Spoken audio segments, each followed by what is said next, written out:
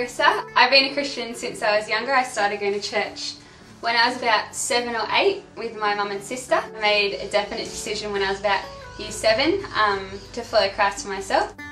I think it pretty much comes down to, if there was no Jesus, if there was no cross and no resurrection, life would just be meaningless. And knowing that that's true, it just gives such a sense of freedom and such a sense of hope, and it's this hope and freedom that nobody can take away. It's not dependent on other things.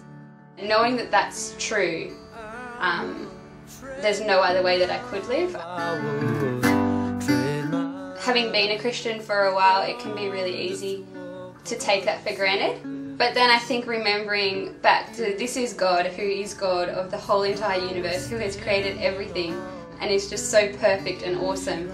Yet He's chosen me, who's sinful and so imperfect, to actually bring Him glory and to serve Him. It's just so humbling and so awesome that He would do that. And I just can't imagine not wanting to serve Him for that reason. When I was 16, I think was the first time I went on my first mission trip.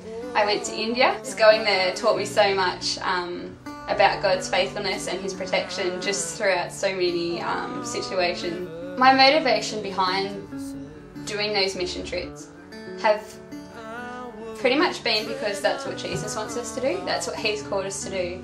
And I just, as I said before, feel so honoured that He would actually choose someone like me who is so sinful and not worthy to actually even talk about Him, that He would choose me. I think it really is important that we live our faith wherever we are, trying not to hide Jesus, because we have nothing to be ashamed about. We've got nothing to lose, but they have everything to gain. So just keeping that mindful, I think, is just so important for my life. I know that God's the one that's brought me to where I am today. I'm just so grateful to Him and His awesome sacrifice, and just His willingness to that He would choose someone like me, that I didn't choose Him but that it was Him choosing me. It's just such a blessing to know that.